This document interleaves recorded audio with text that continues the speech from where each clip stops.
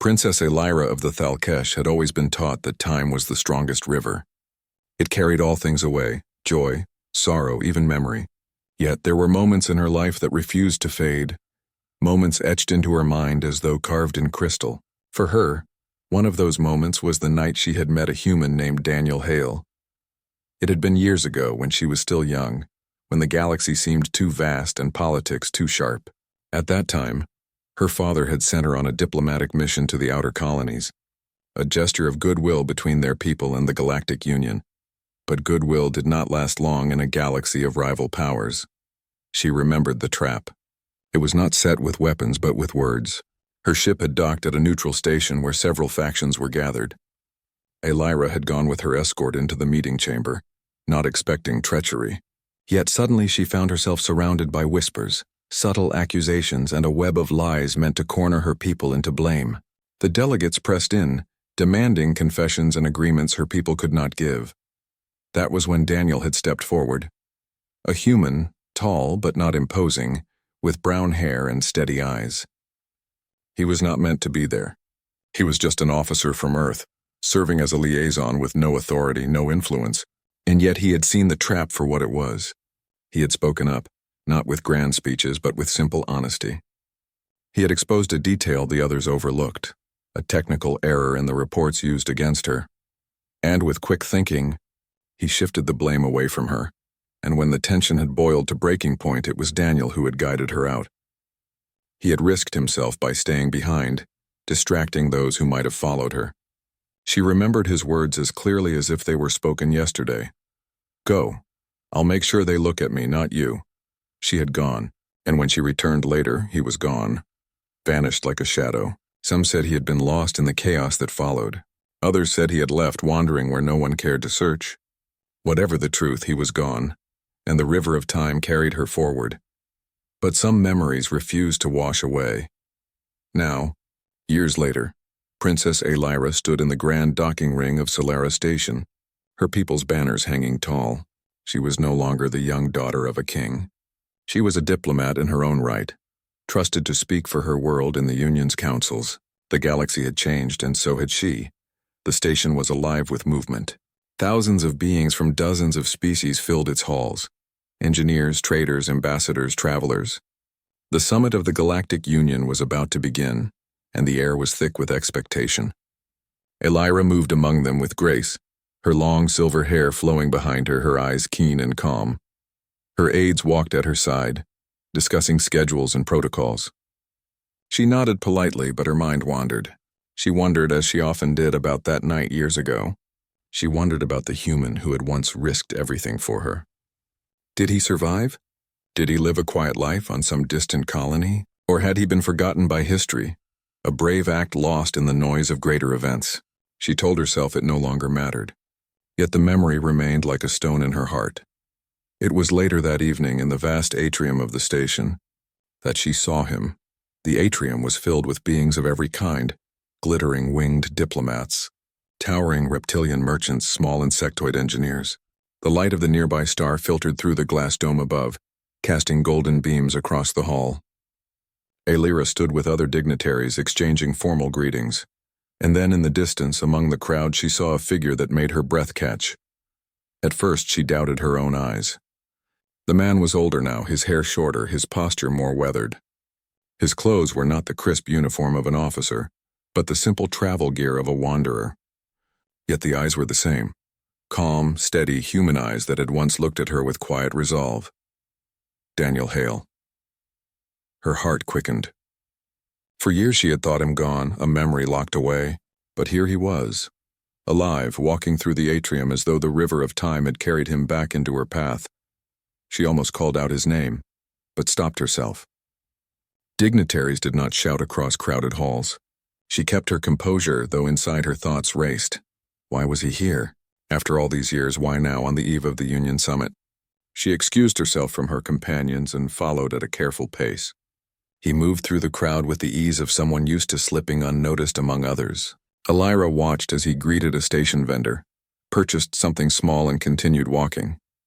His manner was quiet, almost unremarkable, yet every step seemed deliberate. At last she found him near one of the observation decks.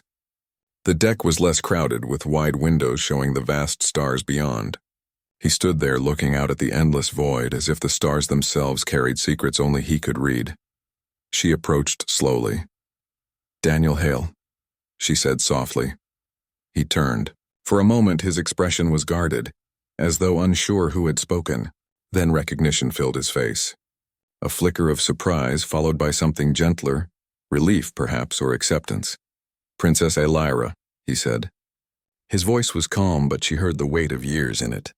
"It's been a long time." For a while neither spoke. They simply looked at each other. Two figures bound by a memory that had refused to fade. At last Elira broke the silence. "I thought you were lost," she said. "I was," Daniel replied. His eyes drifted back to the stars. "But sometimes being lost is the only way to survive." Elira studied him carefully. He was different now, older, yes, but more than that. There was a depth to him, as though he had walked through storms no one else could see. "Why are you here?" she asked. Daniel gave a faint smile.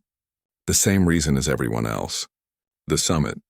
Old friends, new enemies, and a galaxy that never stops turning." She tilted her head, unconvinced. "Humans were known for their honesty, but also for their habit of hiding pain behind humor. You disappeared," she said softly. "You saved me and then you vanished. I searched for word of you, but there was nothing."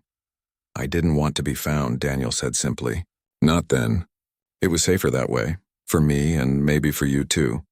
Elira frowned. "And now?" "Why show yourself now after all these years?" Daniel was quiet for a moment. Then he said, "Because the galaxy hasn't changed as much as it pretends to. Old traps are still waiting, just dressed in new words. And some of them are about to spring." His words carried a warning, though he offered no details. Elira felt a shiver run through her. She wanted to ask more, but duty called. A messenger approached, bowing and reminding her that the council chamber awaited her presence. She nodded, though her gaze never left Daniel. "Will you be here tomorrow?" she asked. He gave a small nod. "I'll be around. Humans are good at staying where they don't belong." Elira almost smiled at that. Almost. She turned to leave, but as she walked away, her thoughts swirled. He was alive. He was here. And he carried with him not only the memory of what he had done for her, but also the promise of something more, knowledge, perhaps, or warnings the galaxy had yet to hear. For years, she had carried the memory of a human who once risked everything for her. Now that memory had become flesh again, and though Time's river had carried them both far from where they began, fate had brought them together once more. As the station lights dimmed into artificial night, Princess Elira stood at her quarters balcony, staring out at the stars. She thought of Daniel, of the man who had once stepped into danger not for power, not for glory, but simply because it was right. Perhaps that was why humans mattered, not their strength, not their technology, but their refusal to let fear decide their choices. And tomorrow, when the summit began, she would need that human strength once more. The summit of the Galactic Union began the next morning inside the shining heart of Solara Station. Its great council chamber was built like an amphitheater of stars, with curved tiers rising upward, filled with representatives from 100 worlds. Glowing symbols of each species drifted above their seats, shimmering banners of light that gave the chamber a quiet, almost sacred weight. Princess Elira sat among her people's delegation, calm and poised. She wore the traditional robes of silver and white, her crest of office gleaming at her shoulder. Outwardly she looked serene, but inwardly her mind was restless. She kept thinking of Daniel Hale. The human she had once thought lost now walked again among the living, and more than that, he carried warnings. His words still echoed in her thoughts. Old traps are still waiting, dressed in new words. She could not dismiss them. She knew too well that the Union, for all its high ideals, was fragile. Factions whispered in shadows, rivals searched for weakness, and old distrust lingered beneath polished speeches. And humans were still seen by many as small players. Clever, yes. Adaptable, yes, but weak. Their world was young compared to ancient empires. Few expected them to shape great events. Yet Daniel had already changed hers. The session began with the usual rhythm. Speakers rose, gave their declarations, and sat again. Promises were made, agreements repeated, and concerns voiced in polite tones. Yet beneath it all, Elira sensed unease. Certain factions, she noticed, were too rehearsed. their words too carefully chosen. When the recess came, she stepped away from her delegation and made her way through the station's quiet corridors. She knew where she might find Daniel. Somehow she felt sure of it, and indeed she found him in one of the smaller lounges near the observation windows, leaning casually against the rail as if he had been waiting for her. "You came," he said. "Not surprised. You expected me," Illyra replied. He smiled faintly. "You always were curious," she stepped closer. "Tell me what you meant yesterday. What traps are waiting?" Daniel studied her for a moment before answering. "You already sense it, don't you? The summit is supposed to be about unity, but there are those here who want the opposite. They'll stir fear, twist words, anything to fracture the Union." Illyra's eyes narrowed. "You speak as if you've seen their plans." "I've seen pieces," Daniel admitted. "Years of wandering have their uses. You hear things when no one thinks you matter. Messages that aren't meant for official ears. I've followed trails that most ignore, and they all point here. This summit, this station." He reached into his jacket and drew out a small device, a battered recorder. With a tap, it projected faint symbols and distorted voices. The translation came through in jagged fragments. "Divide them. Break trust. New order." Illyra felt a chill. "This is dangerous," she said. "Everything worth knowing is dangerous," Daniel replied. His voice was quiet but steady. She studied him. There was something in his gaze, no arrogance, no desire for recognition, only determination. Humans, she thought, carried a stubborn flame that refused to be put out. "You should bring this to the council," she said. Daniel shook his head. "Not yet. They'd dismiss it. Too vague, too incomplete. They'd call it rumor and move on." "No, we need more. Proof, not whispers," Illyra frowned. "And how do you intend to find proof in the middle of a summit?" Daniel gave a half-smile. "The same way humans always do. Look where no one else dares, ask what no one else asks, and trust that the cracks in the wall will show themselves if you press hard enough." That evening, Illyra accompanied him. She told herself she should not. She was a diplomat, a voice of reason, not a seeker of shadows. Yet something drew her to follow. Perhaps it was duty. Perhaps it was gratitude. Or perhaps it was simply that she trusted him, even after all these years. Daniel led her through maintenance corridors far from the gleaming halls of the summit. The air here smelled faintly of metal and oil, the hum of engines louder, the walls narrower. Workers passed by occasionally, paying them no mind. "This is where deals are made," Daniel said quietly. "Not in the council chamber, but in the back halls where no one bothers to look." They reached a service alcove. Daniel crouched beside a panel, pulling a small scanner from his pocket. With a practiced touch, he brought up faint signals, encrypted transmissions weaving through the station's comm system. "Hidden channels," he explained. "Not official. Someone's talking behind closed doors." Illyra leaned closer, watching as the scanner translated fragments of speech. "Distrust? Expose weakness. Act during vote." Her pulse quickened. "Who is it?" she asked. Daniel shook his head. "Not clear yet. But whoever it is, they want the summit to collapse." Before they could listen further, footsteps echoed down the corridor. Daniel quickly shut off the device. A pair of figures passed by, delegates from another faction speaking in low tones. They did not notice Illyra and Daniel, who remained still in the shadows. Only when the footsteps faded did Daniel speak again. "See, deals in the dark." Words sharper than weapons. Illyra nodded slowly. She had always known politics was dangerous, but seeing it this way, with secrets carried in hidden signals and hushed corridors, was different. Later, back in her quarters, she reflected on what she had seen. Daniel's path was not the path of a soldier or a noble. It was the path of a wanderer, someone who survived not by power but by watching, listening and daring. And yet, in its own way, it was powerful. Her aide entered, reminding her of the next day's session, but Illyra's thoughts were elsewhere. She wondered how much of the Union's fate rested not on grand speeches, but on the quiet strength of a single human who refused to give up. The second day of the summit dawned brighter, with heated debates filling the chamber. Old rivalries flared, carefully hidden beneath layers of formality. Illyra noticed it more clearly now. The small ways in which distrust was being planted, subtle questions about loyalty, faint suggestions of betrayal. Daniel had been right. The traps were being laid. During the recess, she found him again. He stood at the edge of the chamber, observing like an outsider. He did not belong there, not officially, and yet he belonged more than anyone. "What did you learn?" she asked. "That the fracture is close," he said. "One push and everything falls apart."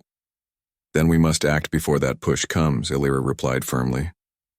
Daniel's eyes softened. "That's why you'll succeed where others fail. You see the storm before it breaks. Most wait until it's too late." That evening, they met once more in the quiet decks of the station. Daniel showed her another recording, clearer this time. A voice spoke in precise tones. "During the final vote, trust will break. The Union will turn on itself. And then, we will rise." The words were undeniable. "Now we have proof," Illyra whispered. "Not enough to stop it yet," Daniel warned, "but enough to know what's coming. Tomorrow, when the vote happens, they'll strike. If we're not ready, the summit ends in chaos." Illyra looked at him, steady and calm. "Then we must be ready." For a long moment, silence lay between them, filled only by the hum of the station. Then Daniel spoke softly. "You've grown stronger," he said. "And you've grown..." "Different," she replied. They both smiled faintly, acknowledging the years between them. As the stars shone beyond the glass of Solara Station, Princess Illyra knew that tomorrow would decide more than treaties. It would decide whether trust could survive in a galaxy built on fear. And beside her stood Daniel Hale, the human who had once risked everything for her, now returned with warnings the galaxy could not ignore. Together they would face the storm. The third day of the summit arrived with heavy tension in the air. Solara Station shone bright under the light of the nearby star, but inside the great council chamber, shadows of doubt spread among the delegates. Everyone knew the final vote was near, and with it the fate of the Union's unity. Princess Illyra entered the chamber with calm steps. Her silver robe flowed behind her, her face serene, but inside her heart raced. She remembered Daniel's words clearly. During the final vote, trust will break. She looked across the tiers of representatives. Some whispered together in clusters, their eyes sharp and suspicious. Others sat stiffly, pretending patience while their claws, tendrils, or wings twitched with unease. It was clear the conspirators had done their work well, but Illyra was not alone. Somewhere beyond the chamber's edge, Daniel Hale was watching. A wanderer, not an official, not a soldier, yet somehow more prepared than anyone else. She drew strength from the thought of him. The session began. One by one, delegates rose to speak. They praised the Union, but their words were thin, fragile. Soon came speeches of warning, then hints of betrayal. Voices grew sharper, and patience began to wear thin. Illyra listened carefully. She recognized the patterns. Distrust was being sown deliberately. Each word was like a spark, small but dangerous in a room full of dry tinder. At last, the presiding officer called for the final vote. The great chamber fell silent, banners glowing softly above each seat. But just before the vote began, a voice rang out, strong and cold. "My people cannot trust this Union any longer," declared a delegate from one of the rival factions. "We have been deceived, and we will not be bound by false promises." Gasps filled the chamber. Others rose to argue, accusations flying. The fragile balance trembled on the edge of collapse. And then, Princess Illyra stood. Her voice was clear, steady, carrying across the chamber. "This summit is not about fear. It is not about traps or whispers. It is about trust. And those who seek to divide us use fear as their only weapon." All eyes turned to her, some with hope, others with suspicion. She continued, "I know this because I have seen it before. Lies can corner the innocent. False reports can build cages around the truth. But lies collapse when faced with those who dare to speak plainly." The conspirators stirred, uneasy. They had expected hesitation, not defiance. And at that moment, Daniel Hale stepped into the chamber. He was not dressed like a diplomat. He wore only the plain travel gear of a wanderer, yet he carried himself with quiet confidence. The chamber murmured in surprise. What was a human, an outsider, doing here? Daniel's voice rang out, not loud but strong enough to carry. "What the princess says is true. I know because I've walked the shadows of this Union. I've heard the voices that plan to break it." He held up the recorder. With a tap, the chamber filled with the conspirators' own words. Distrust. Expose weakness. Act during vote. We will rise. The voices echoed in the hall. Delegates froze, their faces pale, their banners flickering with unease. The conspirators tried to deny it, but the evidence was undeniable. The hidden transmissions, the secret channels, Daniel had gathered enough proof to show the truth. The chamber erupted, not in anger now, but in shock. Delegates argued fiercely, but now their words were turned against the conspirators, not against each other.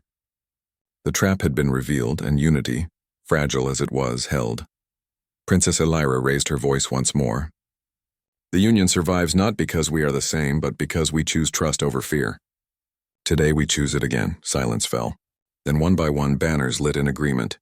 The vote was cast, and the Union's unity stood firm. Later, as the chamber emptied and calm returned, Elira found Daniel waiting in the quiet corridor outside. He leaned against the wall, arms crossed, looking as though he had simply watched a game unfold. "You never did like easy paths," he said with a faint smile. "Neither did you," Elira replied. They stood together for a moment, the weight of the summit settling around them. Finally, Elira spoke softly. "You changed everything today." Daniel shook his head. "No, you did. I only gave you the proof. You had the courage to stand when it mattered." Elira looked at him closely. His eyes held no desire for recognition, only the quiet certainty of someone who had done what was needed. She thought again of that night years ago when he had risked himself to save her. And now, years later, he had risked himself again, not with weapons, but with truth.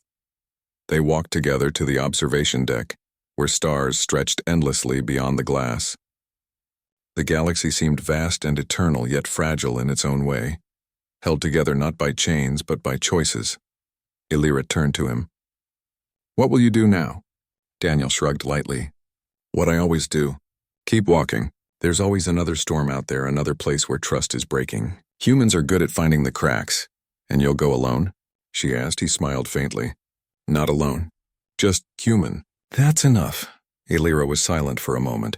Then she said softly, "You may think you are only one wanderer, Daniel Hale, but today you reminded the Union what humans truly are. Not the strongest, not the oldest, but the ones who refuse to let fear decide their fate." Daniel looked out at the stars. "Maybe that's all humanity has. We're not fast, not mighty, but we're stubborn.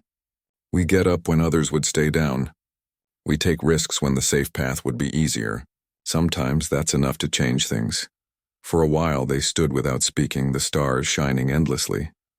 Finally, Elira said, "Years ago, I thought I had lost you forever. But now I see you were never lost. You were walking the path humans always walk, uncertain, dangerous, but always forward." Daniel glanced at her, his expression thoughtful. "And you were always stronger than you knew. You didn't need me to save you today. You only needed a reminder of what you already carried." Elira smiled gently. "Perhaps, but even the strongest need reminders." The summit ended with cautious hope. The conspirators were discredited, their influence broken. The Union, shaken but unbroken, took a step forward together, and in the quiet halls of Solara Station, the memory of what had nearly been lost lingered like an echo. Princess Elira returned to her duties, her voice respected more than ever. Yet she carried with her not only the weight of her people's trust, but also the knowledge that somewhere out there a human walked the stars, ready to stand where others faltered. Daniel Hale left the station quietly as he had arrived. No grand farewell, no announcement, only a man with steady eyes and a stubborn flame, moving forward into the unknown. And yet for both of them, the river of time no longer felt like something that carried memories away. Because now, they knew, some bonds survive any distance. Some choices echo beyond years. And sometimes the difference between despair and hope is simply one human who dares to stand.